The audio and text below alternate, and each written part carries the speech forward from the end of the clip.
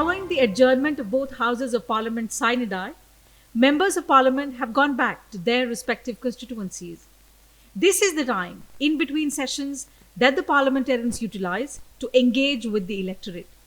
It is through these interactions that the MPs get to know about the needs and concerns of the people in their constituency, enabling them to fulfill these needs. One instrument that helps MPs in this task is the MPLADS scheme. The Members of Parliament Local Area Development Scheme is a central government scheme which enables each Member of Parliament to recommend developmental works to the tune of 5 crore rupees per year to be taken up in his or her constituency. This scheme was announced on 23rd December 1993 with its administration then with the Ministry of Rural Development.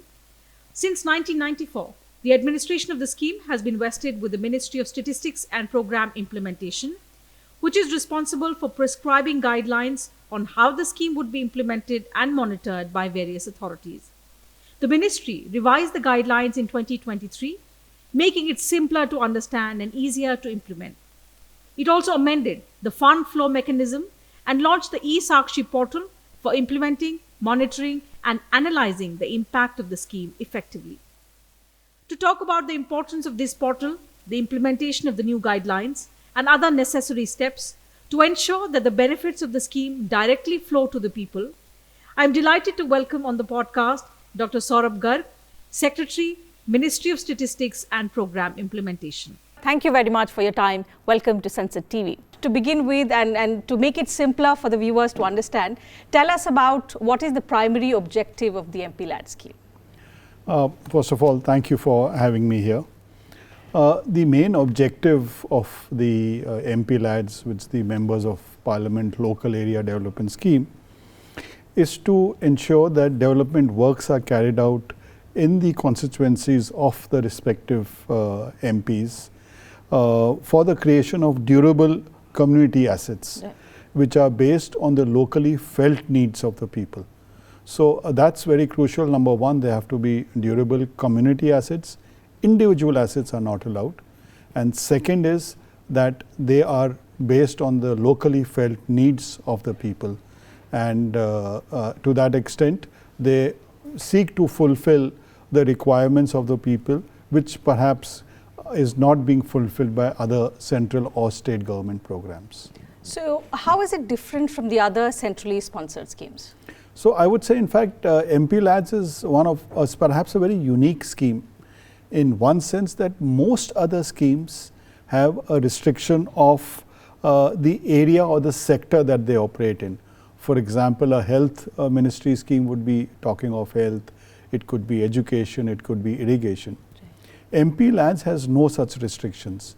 They can operate in any sector, which as long as it is a locally felt need. So that's one big difference. The second is that this scheme involves a direct involvement of the Members of Parliament. The Members of Parliament are free to recommend works of up to 5 crore per annum in their constituency, and it is directly decided by them and of course implemented by the local district administration. So how does it benefit the people? And because people elect members to the Lok Sabha directly, to the Rajya Sabha, it's an indirect procedure, but the Rajya Sabha members are also elected from a particular state. So if I may ask you about how it impacts or affects or benefits the voters per se. Yeah. So as I mentioned that each Member of Parliament has funds of up to 5 crores per annum to be spent on any durable community asset in the area. So the people benefit directly from the availability of these assets, and they are to be done based on their felt needs. So therefore, if there is a certain area which requires either a road, or it requires an Anganwadi building or a school building, or it requires an open gym or any such activity, and the local people send a message or petition the local MP that they would like to do it. So it's a kind of a direct benefit that flows to the people by the availability of this community asset. Okay, so let's now understand the utilization of the MPLADS. What is the procedure for the allocation? So you said 5 crore is allocated to each MP, but tell us about the procedure and how this is allocated. Okay. So each Lok Sabha has a very, MP has a very clear area defined, their constituencies. Right. And in their constituencies, they select a nodal district which acts as a kind of monitoring mechanism, or the nodal district from where the projects, they can recommend to the projects. And the nodal district also helps in terms of monitoring, audit and those kind of activities. There can be more than one district in member of parliament's constituency. So any one of those districts is the nodal district, others are implementing districts. The projects can be in any of the districts. It's not limited to being only in the nodal district. For a Rajya Sabha MP, there is no particular constituency of a district. Their entire state is their constituency. So they can recommend projects in the entire state. And there are no such restrictions of any particular district, but they also notionally identify a district from where it's easier for them to interact, etc. So there's no restriction as far as the district is concerned, but are there restrictions on the kind of projects that they can recommend? Or if you could tell us more about what are the kind of projects that are recommended? As I mentioned, the projects have to be a durable community asset. These sectors are very wide, because the sectors can be in education, in public health, agriculture, railways, roads, bridges, recreational facilities, sports, games. So the area or the sectors are extremely wide, and in case there's a particular sector which doesn't exist, even that can be added as long as it's a durable community asset. There's only one area where individual assets are also allowed, and that is to people who are physically challenged, who have some disability. So they can be given individual assets. It might be a tricycle, it might be any other such equipment which will improve their productivity, that can be given. Apart from this, one other area where they can give outside their district is in case of a natural calamity, and depending on the severity of the calamity, they can either give, for example, 25 lakhs outside their area, or in case if it's a very, very severe calamity, a national calamity, then it can even be given up to 1 crore.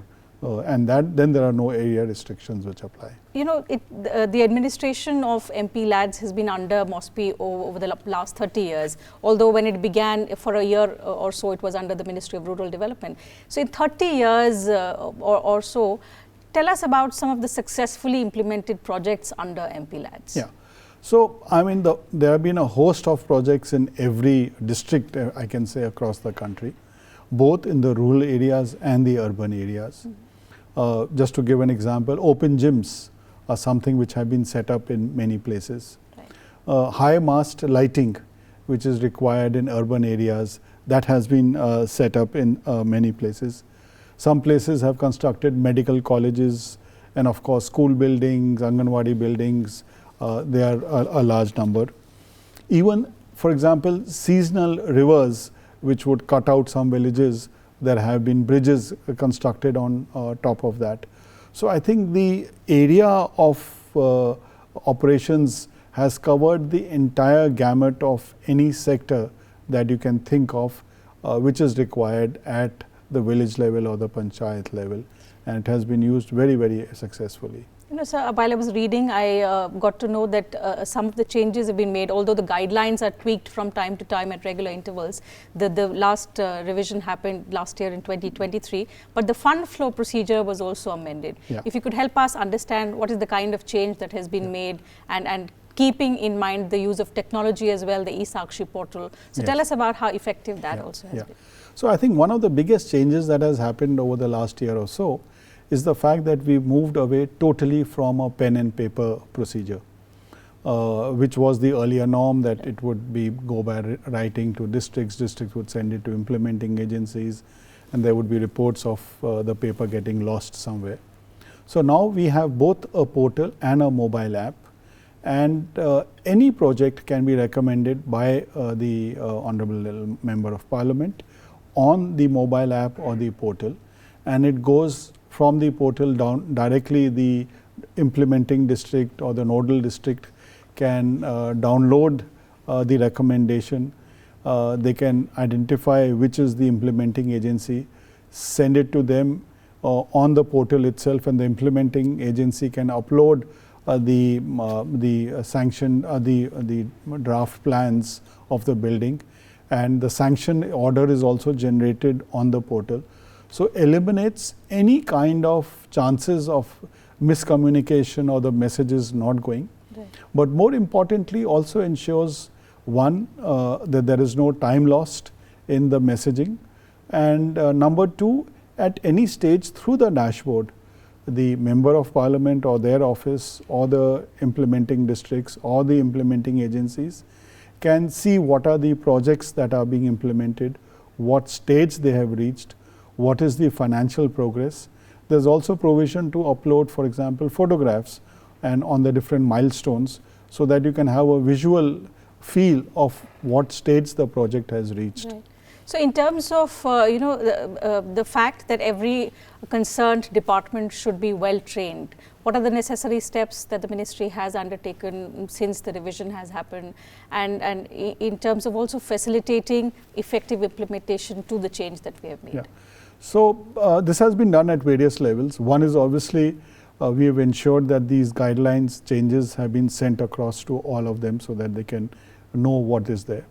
We have done training programs both in person and virtually with the districts and the state governments to inform them about these changes that have happened, including for the funds flow, as you mentioned, which funds through the PFMS system, they flow directly to whoever is vendor is implementing.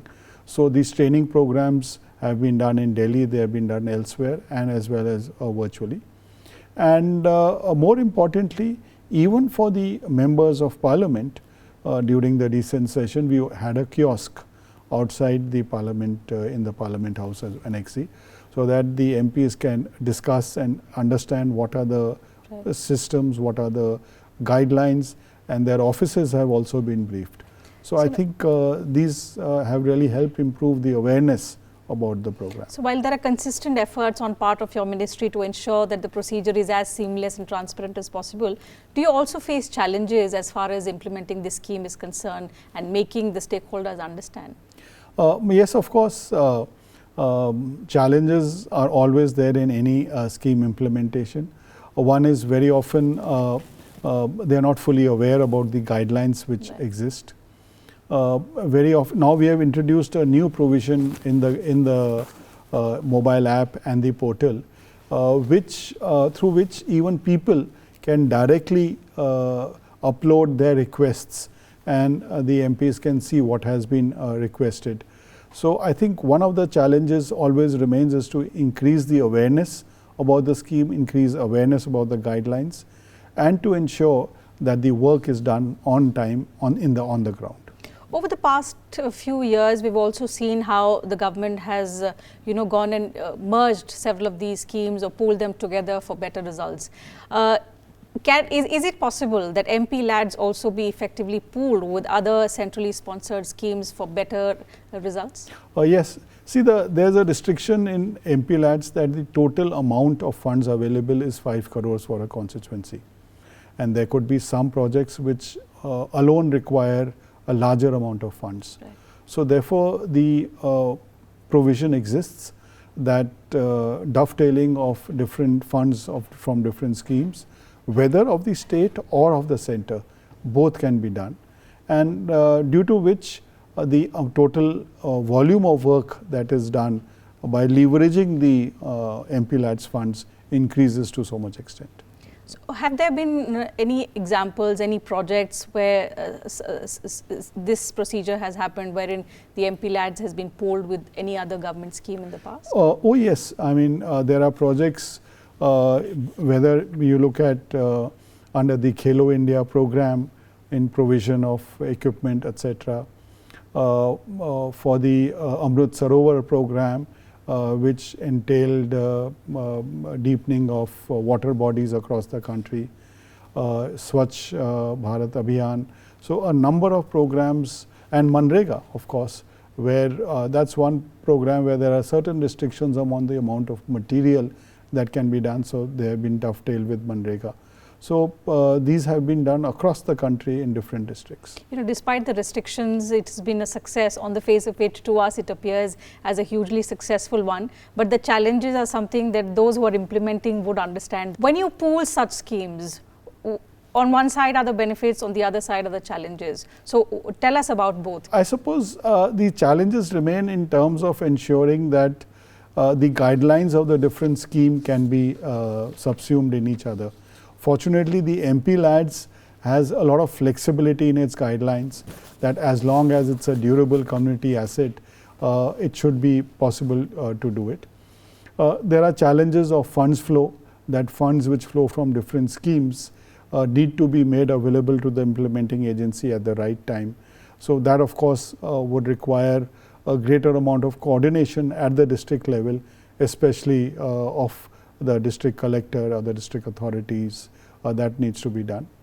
And I think more importantly, the ability to visualize and envision that a particular project which is facing problems of funding, of implementation, how to pool together different schemes, and that a lot depends on the ability to think out of the box and look at funds which can be used. Certainly. So, while that is something that you do, there are also times we come across news that the MPLADS fund has remained underutilized or unutilized. What are the factors that could lead to underutilization or unutilized funds? I think a lot of these factors used to be there in the past, and a majority of them were related to procedural delays and process delays because of the pen and paper mechanism that was there.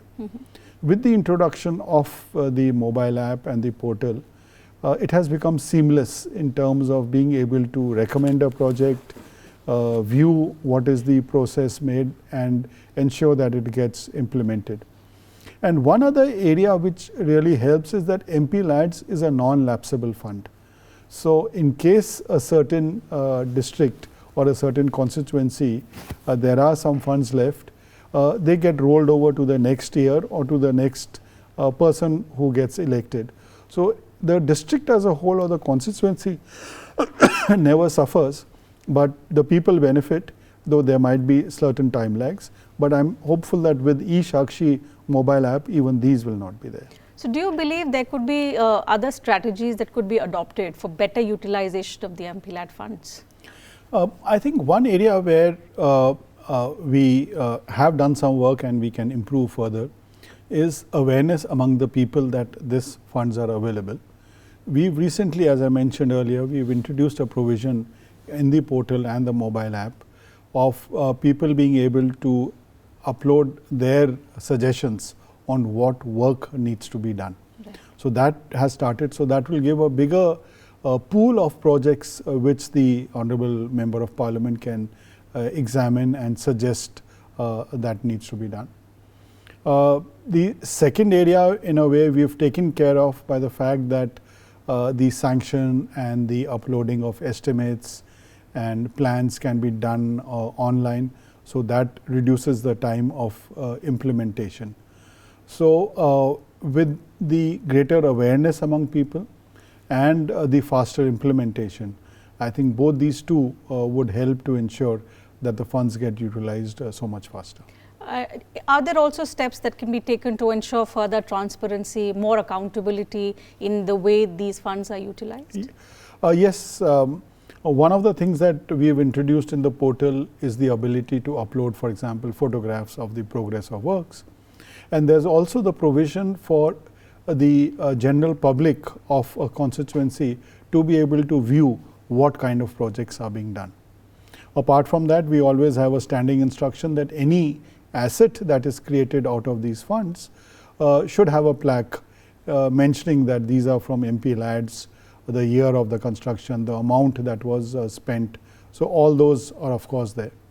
Apart from this, we have the provision for a third party audit and a third party verification. So, we engage independent parties to look at the works that have been implemented, look at the quality of the execution and the benefits that are actually flowing from those to the people. So, all these help to strengthen and improve the credibility of the scheme among the people. Since we're talking about better utilization of the MPLAD funds, I would also like to understand from you the role of the local governments, the state government as well, and largely the community's role in effective implementation of the MPLAD scheme. Yeah. So, the state governments and local administration are fully involved in the implementation.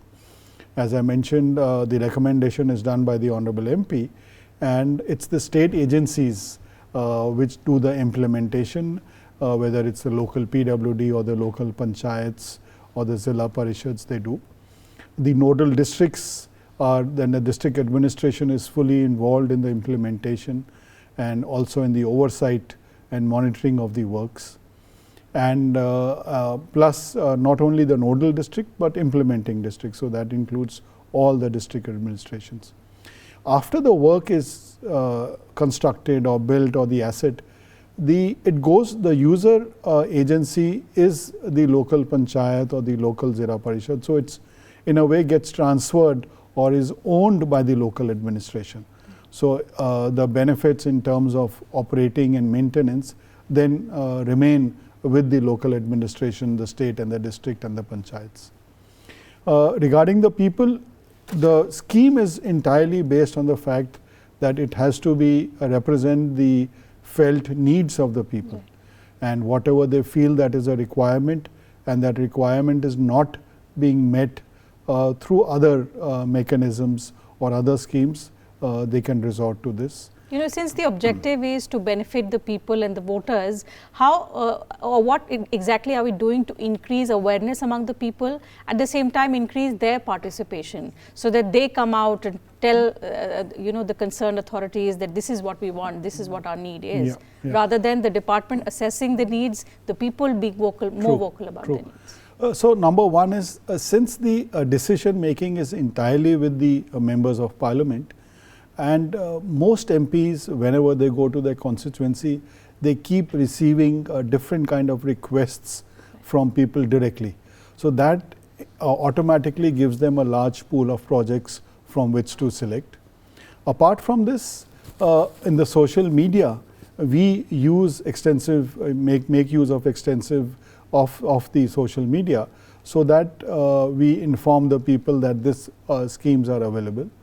And now more importantly, we have added this feature in the portal that people can upload their suggestions and their requirements directly onto the portal. So, the members of parliament would have another mechanism to get to know of projects or requirements from the people. Right. And how can we further use technology to leverage effective implementation of MPLADS? You've worked hard at your end, but to ensure that it's a two-way process. The ones who are doing it and the ones who are receiving it should be on one platform. Absolutely. Fortunately, the extensive use of mobile phones, smartphones, the extensive availability of broadband internet connections, even at village level through the BharatNet network, I think these are all helping to ensure that people can participate directly in the governance processes and give feedback on a 24/7 basis.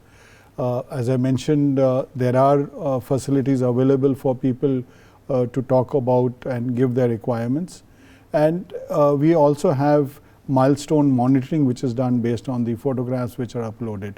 So, I think technology is something which brings about greater transparency, greater accountability, and I think more importantly it improves the pace and timeliness of implementation. So, that will remain a focus. There have been a lot of success stories that you have also spoken about. To ensure continued success of the MPLADS, what would be the key takeaways for the policymakers? So, I would say one is how to ensure that the projects that are being implemented are those projects which perhaps don't have other programs or schemes which can fund. because where the maximum benefit will come from is from, if I can put it, gap filling of schemes and programs and of the requirements of the people. Apart from that, it's to ensure quality implementation, which the people themselves, being better aware, would definitely be a big plus.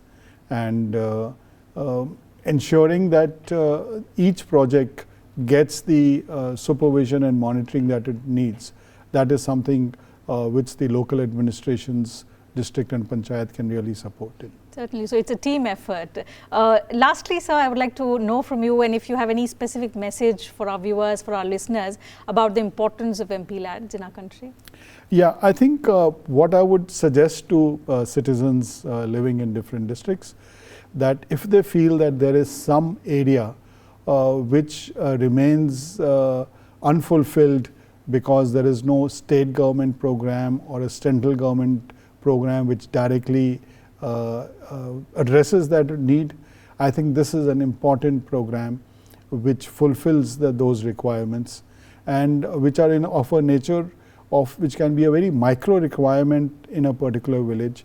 But I think that's what this is focused on the micro requirements of people, but helping a group of people at the same time. Certainly, and especially when we're talking about a Viksit Bharat, and the larger aim is that no one should be left behind. It's important that we all walk together in this journey.